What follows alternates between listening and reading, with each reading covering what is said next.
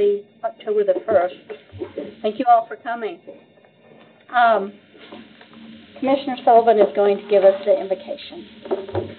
Bow our heads. Father, we thank you for the opportunity to be here tonight. Lord, we continue to lift up and pray for those that are affected by Hurricane Helene and the flooding, Lord, East Tennessee, North Carolina, other states. Lord, pray that you would just be with them, the devastation.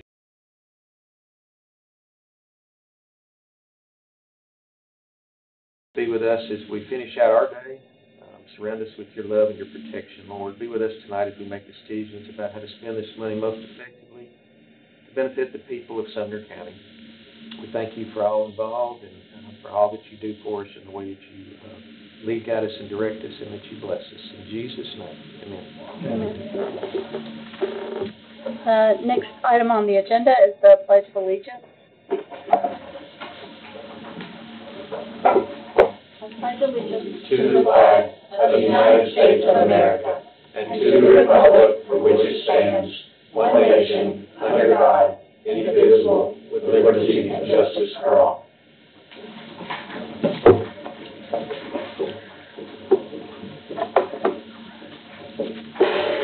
So if I could get a motion to approve the agenda. Second.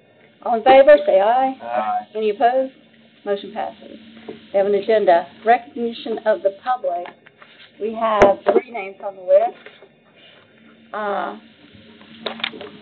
Mr. Mark, I can't read your last name. Oh, my. Thank you. Would you like to speak first? Yeah, that's from a speaking standpoint, do I stand? Do I sit at the end of the table?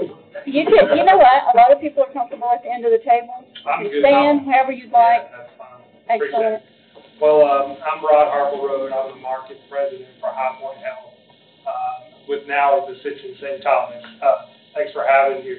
This is kind of a really cool story to what we kind of started. So the Opioid Abatement grant proposal actually was kind of neat as a group of us kind of came together and more of a coalition standpoint to kind of look at what could we do to kind of help the problems that are going on in this community. It wasn't just one of us. It was a group of us with different entities, from whether it was not only the hospital side, the EMS, also you look at the health department. We have a lot of leaders in the community too that already help this population. And we came together and we said, how can we build something that we really can make a difference and drive some outcomes for patients? So, next slide. So, pretty much, if you want a little bit out, the hospital has been around for a long time. We've changed our names a couple of times, but we're now part of Ascension. But we're still a 165-bed hospital. In our instance, we have 2 emergency rooms, one at Sumner Station and one here locally. We see about 30,000 at our local ER here, and then we see additional around 13,000 over at Sumner Station. So good footprint into the market.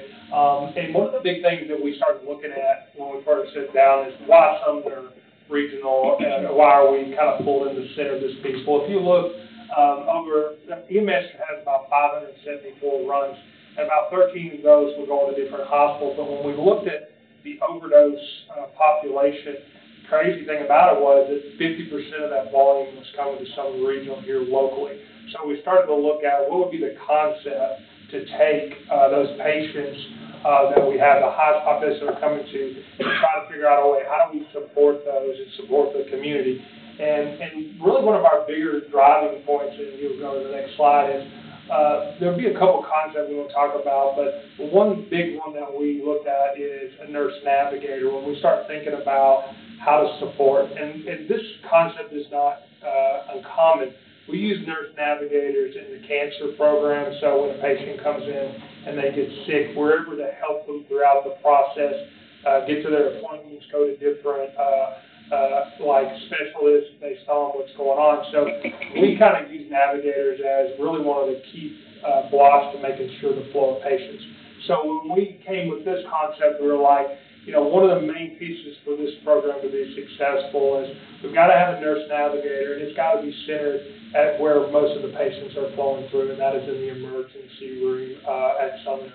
And the goal here was really to be that same concept. They're going to be the navigator who is going to take the patient in, not only in a direct care model, but be that individual that, as you can see, navigate their care and try to drive them to the different recovery pieces to kind of help them down this process instead of them getting lost in the system. When they come in, they tend to be discharged home. They have no one kind of caring for them to make sure that we're capturing them and watching them through the process. Additionally, you can see home induction, follow-up support. We also realized that we needed to have a navigator that also did some of the data pieces, because one of the big things we're all trying to do is track what's going on in the population. Where is, in some cases, the drugs coming into the community, where we're seeing high-risk stuff. So not only being able to take that data and put it into different areas. So really a big piece, and then we started talking to ourselves. So we would have this navigator in place, but they also would be tied to some of the other facilities that are here that are supporting us to make sure that they have where we could call and send them to another facility. We could call to a treatment place. But one of the interesting pieces is still one thing about patients, they come in 24/7. Still having a catch base where we utilize the Department of Mental Health, Buffalo Valley, and some of those where not only when we're not there at night, that navigator, they come back in the morning, they can re-engage what's going on with that patient in transition. So if you look at the next slide, what we're trying to say, we ask ourselves, listen, if we are taking this money, what can we do to drive improvement in the community, and what are really our goals?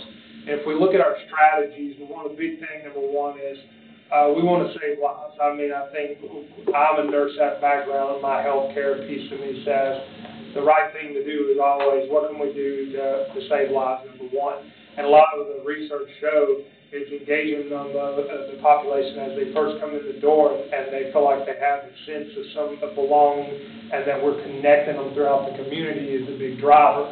But we also said, it's bigger than, in some cases, as you look at the financial side. EMS does a lot of runs, and they have to go back out and pick individuals up, maybe from that overdose, or also because they have to be brought back to the hospital for a last. Creating an infrastructure where the patients are being monitored and more of a controlled environment reduces the EMS support opportunity. Also, we want to drive through this process increase treatment opportunities. As you'll see some of the funding that's in the main packet, that we will be able to actually use some of that to send patients to treatment opportunities throughout, not only here locally, but in the Nashville regional market, to kind of take care of them, as well as just having a nurse navigator. They follow up to understand the care. Also, we look at this scholarship. So we've looked at having some opportunities with volunteer behavioral health, where they're going to release some beds so that we actually can send patients to this for what we call overnight or multi-stay, so that we can do some of the treatment methodology and approach to grow that, or to improve their care. So that's a big piece. We're even looking at long-term adding an adult psych unit at the hospital, because we see the need of that as a community. We already have a general psych unit. So we are looking at a 20-bed unit as well. So how could we bring that in and take care of those individuals, as well as kind of help with that treatment methodology? So providing information, there's a box of hope that we're wanting to, it's kind of a packet that has some stuff in with Narcan and that we can give to prevent, the high risk that if they are users, that they have something not only that can realistically save their life, but give them some options on what they, some opportunity for treatment. We also looking at some Narcan vending machines. I have Dr. Lippard, who is our Chief Medical Officer, and also an ER physician. The Narcan vending machines, you hate to think about creating a place where people can get Narcan, because the part that you hate is some people are always concerned that, well, will this be risk for other patients or if children ever got on it? And of course, Dr. Lippard being here, there's no side effects for that, Dr. Lippard. No, there's no downside. I mean, there's potentially definitely things to take life. So creating access points as we're trying to help individuals to get better, that they actually have access to drugs that could potentially save their life as they're going through the treatment process. And then offer, of course, counseling and recovery. I mean, that's one piece that you're seeing. And then reduce crime. And we say that because we see a lot of crime associated to this. But I also say from the incarceration side, but we have to transfer patients outside of the market fairly quickly. The police we have to call them. They will take them to these sites. So reducing the amount of volume, having a navigator to manage that is going to save costs from our police traveling in and out of the market. And then that last, the most simple thing to basic life, having an ability through this grant to have general clothing and things that they need to help support them in the community and help them live as well. So I think when you go to the next slide, as you look at the phases, the commitment for the $500,000 2 years, the navigator is usually an RN, and I only say that because usually from the navigation of care and calling in orders and working with physicians, it's usually the best method. It's what we use at the hospital for our service lines. That FTE can anywhere range from $60,000 to $75,000. But if you look at the additional supplies, which will be minimal, I think you're looking at a lot of stuff will be tied into this money. Really, what we call the direct treatment care around detox, counseling, referrals to these other facilities that are going to help support the patients. And then our boxes of hope that we give out. And then also our Sumner County overdose map and being able to kind of manage that piece, but also the costs associated with putting the Narcan throughout the community as well. We're looking at some opportunities where we'd be able to buy some of the Narcan at the cheapest price you can using the hospital's buying power, or you guys would maybe buy it at X. We can get it for probably 1/10 of that, so we can get a large supply to support the community. So I think, to me, as I look at all the great strategies here, I still believe if you don't have someone driving the care model of patients as they come through with the nurse navigator, I think as a group that's here, we all realize that. I know one of our nurse navigators at a hospital for a cancer program can manage up to probably 100 patients at a time that are flowing through there, and really being able to call them on the phone as easy as, hey, did you make it to your appointment the other day? If you're feeling, having issues, give me a call, or have you, I heard that they started you on this new medication, because the navigator gets to look underneath and see all the different things that are going on. So I think, I think what makes projects successful in my past, and even though I'm from here, I did get a chance to work for the Duke system in North Carolina, and I worked at Haywood County, which was now underwater because of the big flood that came through out of Asheville. The successful projects are driven around the coalition of how many people that are sitting around the table. So this whole process, we will have a governing body that represents people in this room from all different types of healthcare to not only manage what we're doing, but create scorecards and measurement tools that we can come back and show that we are producing outcomes that are positive to the patients, that there's oversight of this FTE, that the hospital's not absorbing this FTE and any other secondary work other than to support this community, and that governing board will manage that piece. So that's another thing. And back to why it's successful, because when you put EMS in the room, and you put the health department in the room, and you put all these great partners up here, everybody's thinking about it in a different way. So I think what you'll see is that it will evolve in time. And as funding may or may not stay there, I think if we can build something, I think even the hospital looks at this, how do we in the future take this, even if the funding goes away, and still drive the financial side of this, see if we can drive outcomes in the future for the patients. So, and to me, that is my presentation. Any questions? You mentioned last, I think, that long term, once this grant would run out, so your goal, the hospital's goal, would be to continue to find funding sources? Yeah, I think my way I've kind of looked at it, and now being part of Ascension St. Thomas, we have a little bit with our foundation through the church. We have the ability to do some things that maybe we couldn't do at the old Sumner. So what I brought up is, I'm a big Navigator fan, so if we can be successful and show our foundation that we can make this work, then what we would do is absorb that FT into our day of operations. Still keep the committee together, because I believe in oversight, and the community needs to know what we're doing, even though that maybe expense has gone away. They need to understand, hey, you guys have created something that's strong. And then we would reach and try to get support from the foundation for the Narcan and the different pieces. So I think it's like any other business model. You gotta show that you're successful and that you build something that will be strong. But I do think it's very good.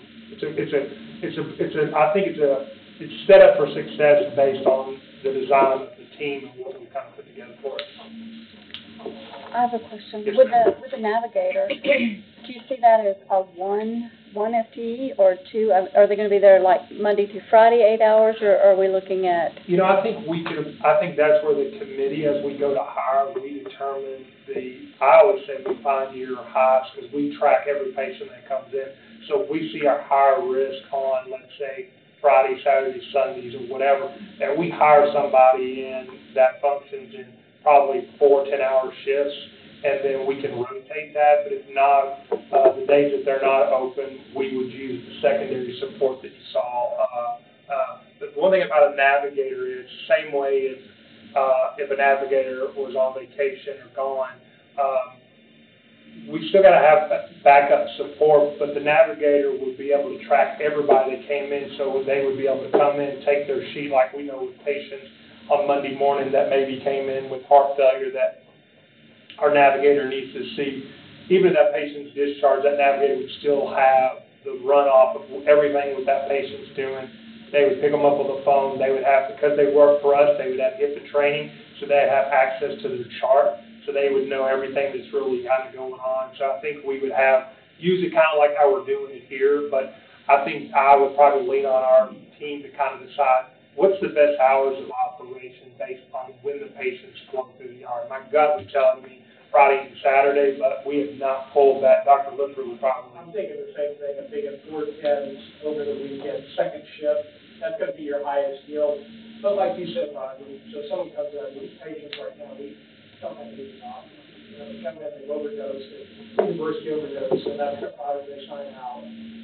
But if that nurse navigator can track them down the following day, and say, hey, you got some treatment options. You continue to this emergency program. They got a bed for you.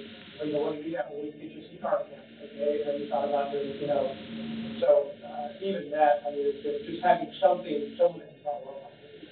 You know, we want to measure it too. I mean, how many lives we were saving out. You know, I think there can be a metric piece that we can show. I mean, I even look at the hospital side. I mean, you know, can we reduce the amount of admissions that would come through the ER that maybe slow down the flow? But I think in the end, it's really about taking care of patients on this end. So I do feel like, could we extend it in the future if the program is really successful? Yes. But I think right now, like I said, how do you take that one FT and probably work it? I mean, we'll probably have to pay the person pretty good, and they have to have a special talent. But I also look across the room and think of the people in the room. It's really easy to call someone on the phone and say, hey, I sent this patient to you yesterday. Oh, you're a part of our board, so you understand. Everything going okay with that? Well, no, they left out about an hour ago, sending this. Well, let me call them and figure out. So being able to all communicate and kind of track that patient.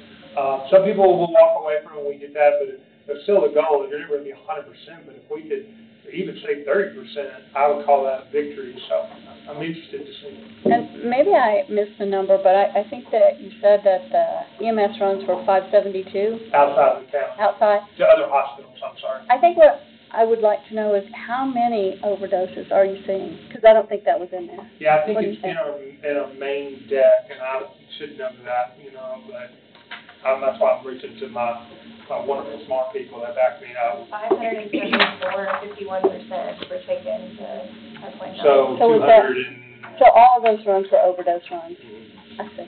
Yeah, that's the part I missed. Yeah, I'm sorry. Thank you. Now, we did different hospitals, and I think they were all like, wow, 50% are coming to us. So Yeah. the FTE there probably make the most sense. So you'd be looking at 270-ish, you know, total. Right now they have 291 runs that went to, at this point in time, is Sumner Regional Medical. Yeah. And then the next one that followed up was Hendersonville Medical Center, and that was 185. The furthest hospital away was actually Vanderbilt Medical Children's Center, but there was only 2 that went.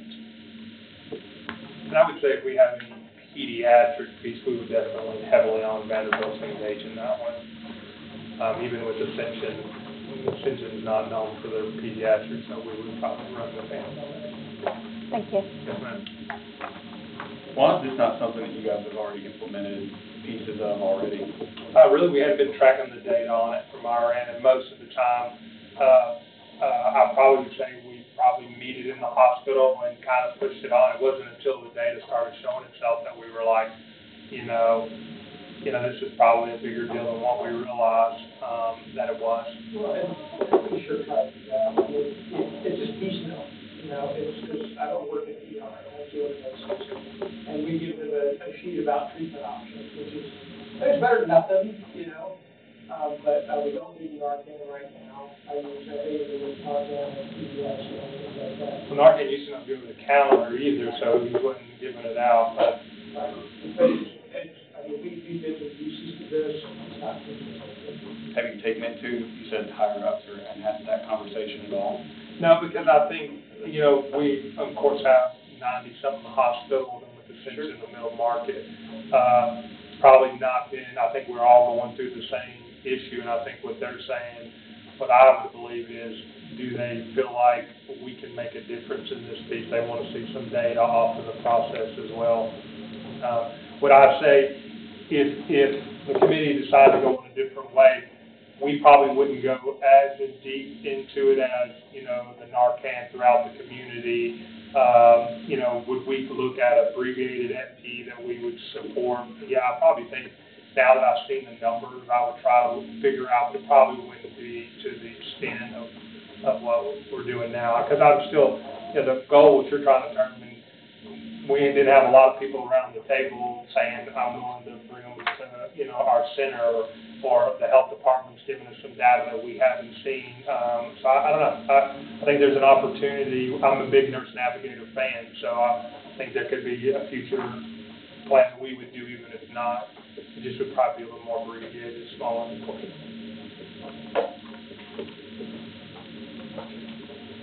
No more questions? Thank you. Yes, ma'am. May I follow up with an answer, please? Yes. So if you're looking at the grant itself, I know there was a lot of material to throw at you in the last 2 weeks. There is a study that was done, and in the study, there was 5 hospitals that were looked at, and in that study itself, every single program that was looked at started out as grassroots, meaning that it was funded either by a grant on the local or state or federal level. And then out of those sets, you're looking at 2 that were fully funded by the hospital. The rest are still continuously funded by grants. So looking at this scenario, they would be following the same pattern as the 5 that are in the case study that was given to you. Oh, thank you. Our next speaker is Josh Draper.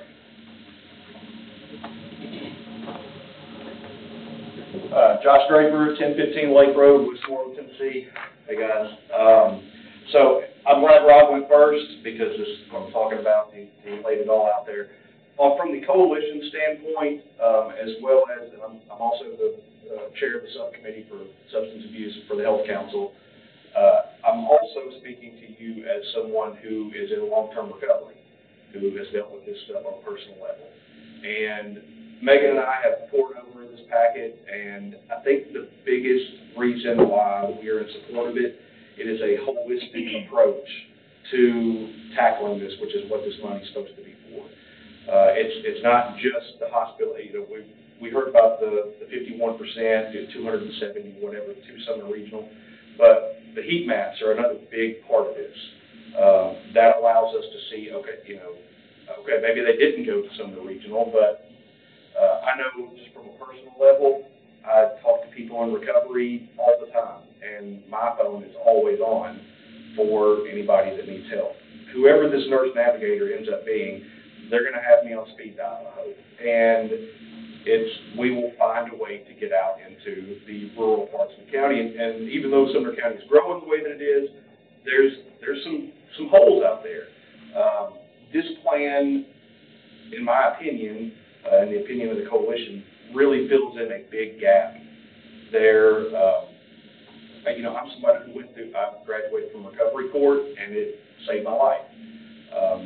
But not everybody goes through the court system, and we don't want everybody to go through the court system. This plan is, I think, is a good way to get the people to where, on the hospital side of things, for instance, the box of hope. We've talked about design and everything. We want to keep, there's still stigma out there right now. We want to be able to provide this stuff to people. The Narcan, I don't know if y'all seen the Suitors data, the overdose death data, which they do non-fatal as well. But 93 deaths in Sumner County from overdoses in 2021, 61 in 2022. Now, I think that's in large part because of the saturation of naloxone, Narcan, Cloxado, out into the community.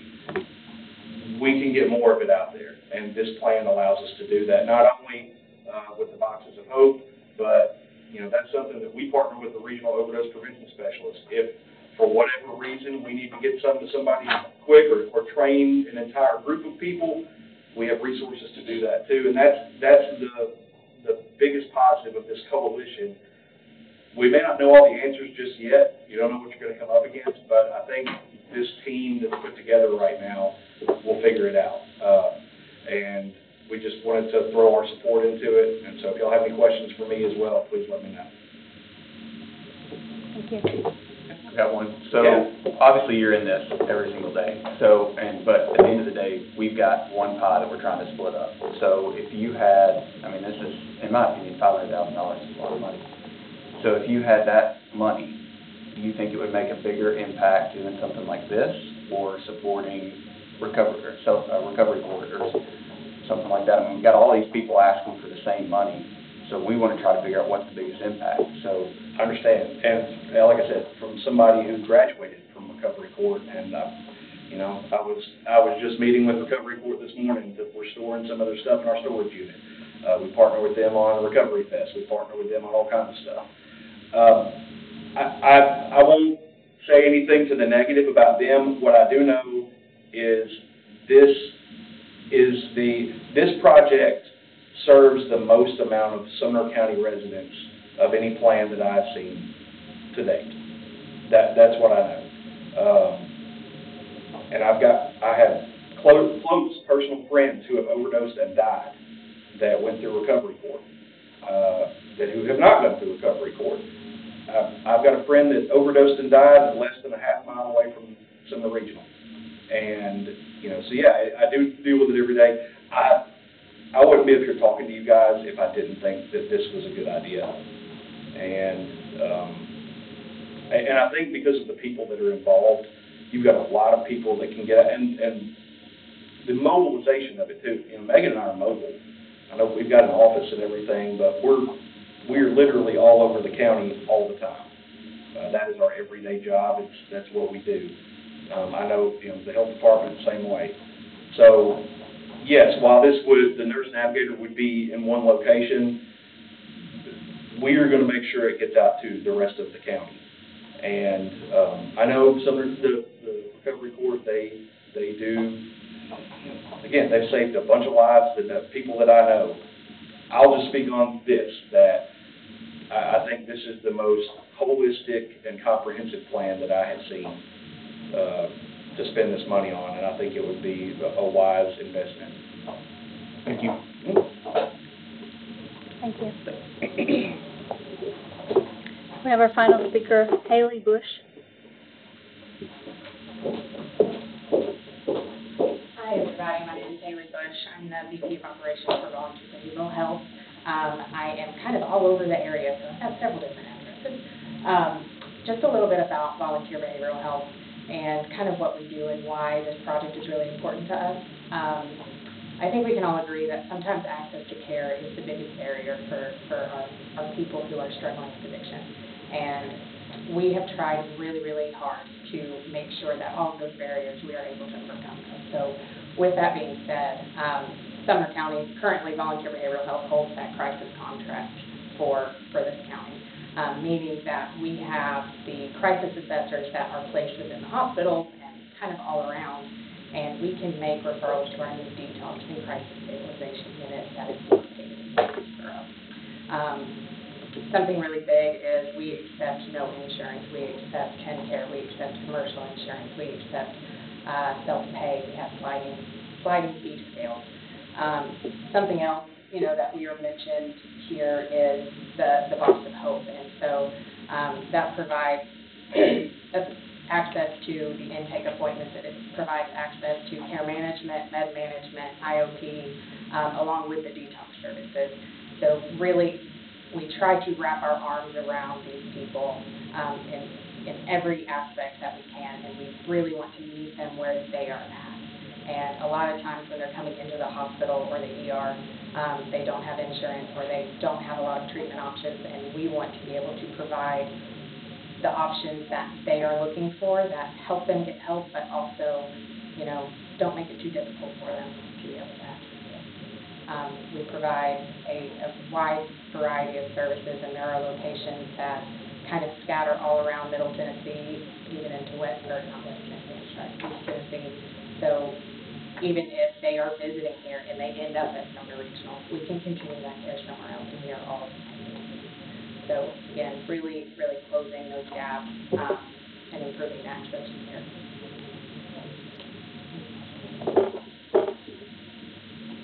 Thank you. Anyone else would like to speak? We'll entertain that. All vote? Excellent. That concludes recognition of the public. New business. We have item A, direct appropriation of partnership grant or release funds for grant appropriations being 5 unique $100,000 awards. Mr. Owens. Yeah, go ahead. Okay, so at this time, you actually have 3 options before you. Option number 1 is to recommend a $500,000 direct appropriation to this partnership that has been created. Option number 2 is to release the funding of 5 $100,000 grants.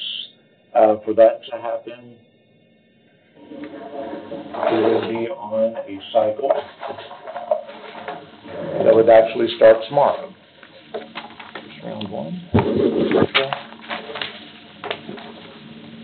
I'll need that for a second. Sorry, I'll give it to you. Here, I'll get it. I was going to do that. There we go. Round 2. So looking at it, you have the 2 timelines that are actually in front of you. The 2 timelines both start tomorrow, meaning that I would be advertising release of funds. That would be coming up. After that point in time, depending on which direction you all would like to go, we would either try to get the $100,000 scholarships recommended by November, towards the beginning of November, so it would actually hit the county commission at the end of November, or we would try to get it in front of budget and the county commission in December. The problem with the one that's labeled as the shortest timeline is, if there is not a quorum for the budget committee, or should the county commission move due to the holidays, or if there's bad weather, then we will be in jeopardy of actually missing a deadline date for the state. So that's your first option, is to approve the direct appropriation or recommend. Second option is to recommend one of these. The third option is to table it. And those are the 3 options that are before you tonight. I'd like to make a recommendation. I like the program the presentation that was presented. I like all the stakeholders that come to the table.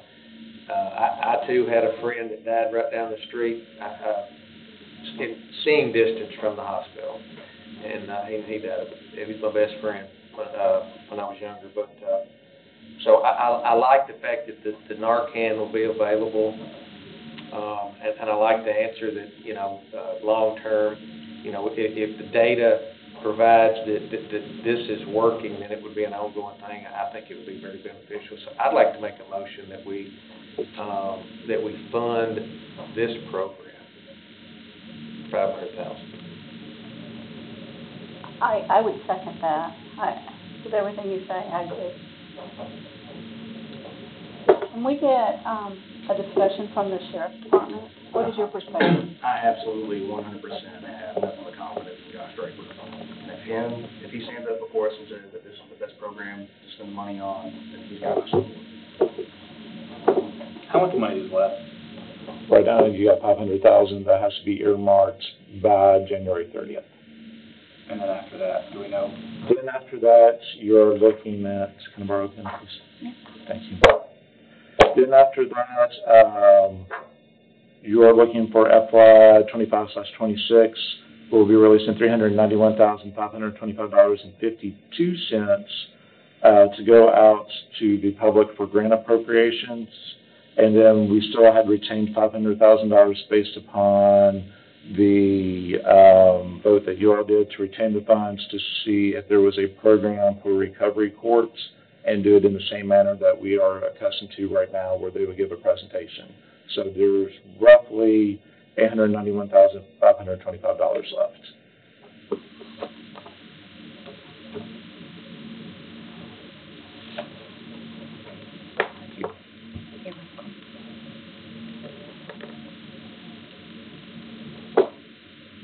Any more thoughts? I have lots of thoughts. I'm trying to figure out how I want to say this. Honestly, I like the program as a whole. I love the fact that people are coming together like you were talking about. I have full faith in Josh as well. My concern is it seems like a lot of hopes and dreams and a lot of, it felt like the answers were, we believe in this so strongly, we don't want to fund it ourselves. Having family members that work for Ascension, I know that they've got the money that they went, and I know that they work in also higher health care, that they could go to them and at least pitch it.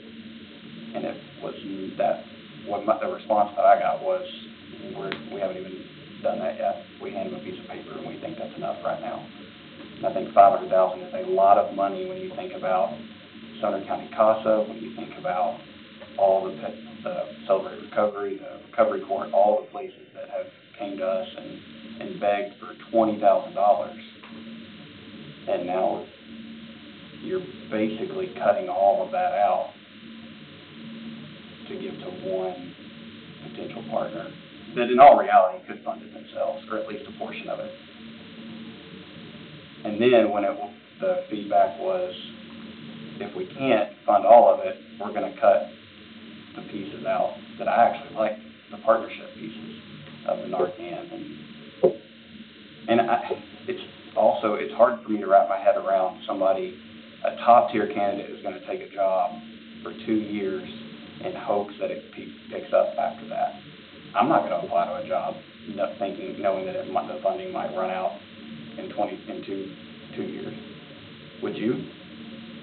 And that's where I'm at. Just to rebut a few things. Yeah. Or give my opinion. Yeah. I think that having all the people at the table is huge, right? Everybody else that applied for the grant was sole sourcing. It was them. And I don't think that anything on this grant says that they won't consider CASA or recovery court or any avenue. Well, it's not in the budget, though. Well, it's not, but does that mean they can't make a phone call and say, hey, can you help us out with this candidate? They've got this need that we don't have. That doesn't have to be money, right? Making those connections and communicating with other avenues and all these other organizations. I guess that's where if I give you $500,000, I hope that you have enough integrity to spend it how you tell me you're going to spend it.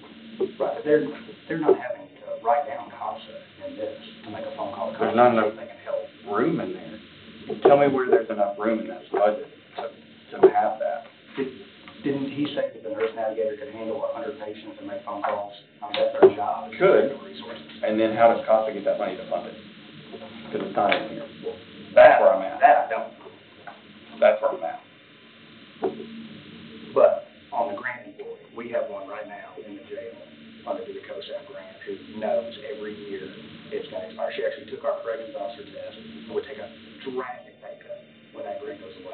because that's what she's passionate about. So I think you can get a top-tier candidate on a 2-year contract. Okay, great. I think you can. That's awesome. Am I allowed to make motions, Dustin? No, because you're a non-voting member. But we have a motion and a second. I was waiting to call for the vote to see if we all had a chance. Okay, let me go through a few things for you to hopefully put you at ease a little bit. Sure. Number one, if you're worried about the top tier candidate, remember I am grant funded, so you have a doctoral person here that is actually passionate about making sure that people are assisted, as well as making sure the money goes to where it needs to go. Okay, so that one should not be an issue. Number two, if you're looking at it, if you were to look at the application, there is some wiggle room as far as funding goes. I put it in as far as the naloxone because we were unsure exactly what their legal team would say if we could use that. So if the funds aren't used for all of naloxone, there is a caveat in there, number one. Number two, if you also look, I believe it's under the vetting cycle, there's additional funds. If somebody wanted to make a motion that said, you know, we would like the caveat in there that says the contract should state that any funds need to be used for maybe nonprofits that are not at the table, you could make that as a motion as well, and I could put that in the contract. There have been talks, which you all are not privy to, when I was able to sit down and listen to them. They were actually looking at potentially expanding the group a little bit, but right now they needed a core group to, you all gave me a short deadline date to try to bring in additional funds. This group, the next step is looking at the case studies that I mentioned that all started primarily with grants. The next step is to actually apply for the state grants, for the state funding. That's coming up in November. It's supposed to be October. They have moved it to November. This group is going to be in a unique situation. If you all give them seed money, they're going to hopefully bring in additional funds, strictly because of two reasons, and I wish Will was here, because he was in on the meeting with me. Number one is they're looking at distressed counties. We are not a distressed county at this point in time. Number two, they're looking to fund true partnerships. So it's not like a parent company and it's nonprofit. They're looking at a genuine partnership, which this would be. So that is where we are. And if you're worried about spending money, right now, I would still continue to sit with them. They still have to submit performance metrics, and if anything goes awry, I'll be the first one that would tell you all, because I'm responsible to this board. Walk me through the caveat that you mentioned again. So the caveat would be let me put it in time. When we did the policies that came up, we put a policy in there that said any unused funding could be used for AEDs or naloxone for departments. So what you could do is make a motion that says, or try to curb a motion that would say, you know, I support this with the contingency of the group putting additional funds aside for other nonprofits. This would be unused. Unused, or if there's a dollar amount that you have in mind, then you could do that. So that way you get what you want, which is, you know, if CASA wants to come to the table, or if Hope or somebody else wants to come to the table, then yes, they can. Going back to the conversations, if you were to pull my emails, you would look that Hope has a naloxone machine. Unfortunately, they don't have any naloxone. Right. So if they wanted to come to the table and say, well, can you help us fill our naloxone machine, then, you know, they're there. We can look and sit down and look to see, can we put it there? So, yeah, if that helps you. I don't think I can add a motion with it. Sorry. I'll have to wait. You can amend the motion. Yeah, you can, you can amend it even after my second, because we haven't voted. I would like to amend the motion that we put that caveat in, that people that were not at the table yet, and there's unused funds can apply for those through them. And I'll second your motion. And even the naloxone, whatever you just said. I do have a question. Yeah. And I like all of that. But I have a question. So when that decision comes and we're going to put that in a machine, that would be a decision for this new partnership, not for this committee. Correct. I just wanted to clarify, that's what I heard. Okay. Yes.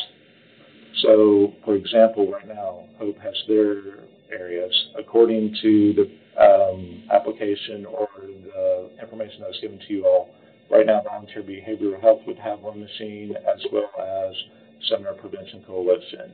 There was talks about maybe looking, once those two machines are up and running, that a third machine would be donated by the hospital should they see a return of benefits, and then we would have a third machine on top of what Hope has. And I still like everything. I just have a couple more questions.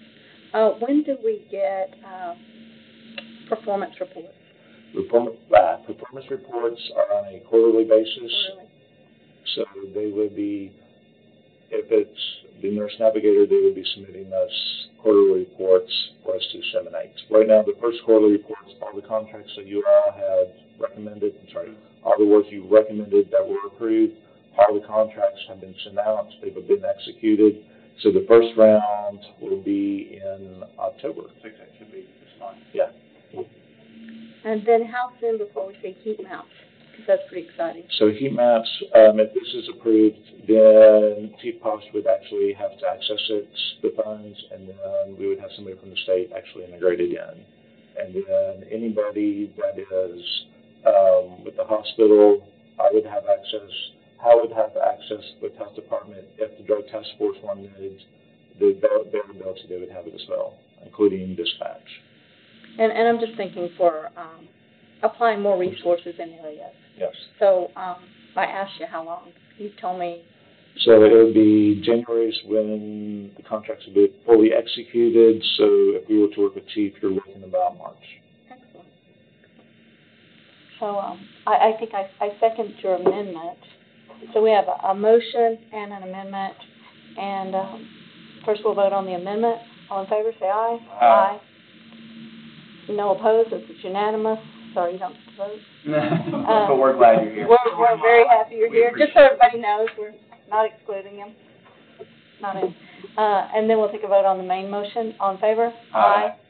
No, and then unanimous. So motion and amendment passes. And not at this meeting, but in November, should you want, we are making recommendations to the budget committee. So if you would like to turn certain positions that are non-voting into voting, you would need to do so at that time. At which meeting? November.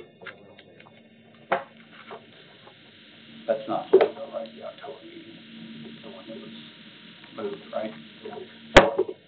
I'd have to go back and look. All right. So we'll move on to item B under new business, which is 2025 opiate grant application, state scoring and policy. Here you go. No. Okay. Did we not get that? No. No. Okay. So many pretty papers. He knows what to do. He should focus on I know, it's really good, isn't it? Trying to take notes. I'm not sure I have one for some of them. Thank you. Here's your policy. or not just now, but earlier. Showing some shorts.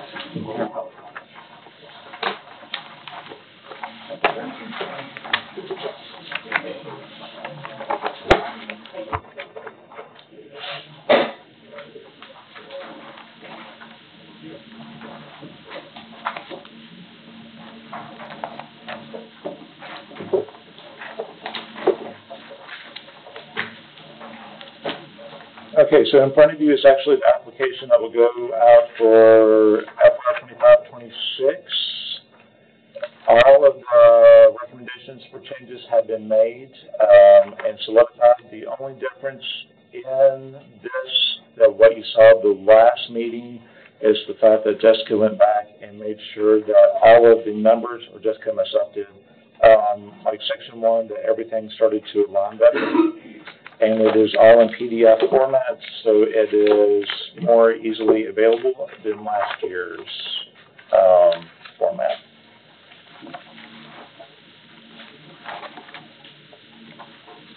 If you were to look on page 3, This is the timeline that finance is suggesting. Proposals to be submitted between November 1st through the 29th. Proposal to be initially reviewed and scored for clarification December 2nd through the 13th.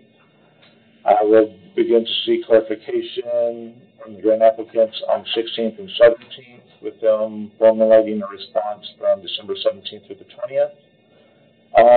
Information would be submitted to you all by the 23rd.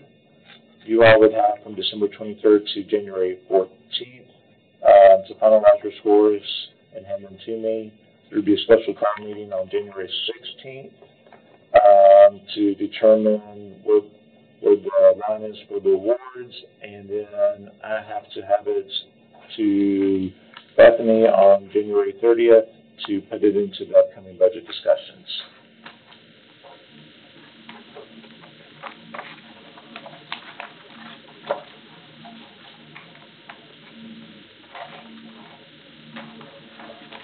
So we wouldn't see these until December the 23rd or December the 2nd? You would technically see these coming back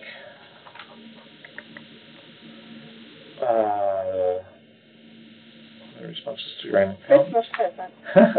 You would see this coming up December the 2nd through the 13th would be your initial time. That's when you would actually have them in hand. 3 months.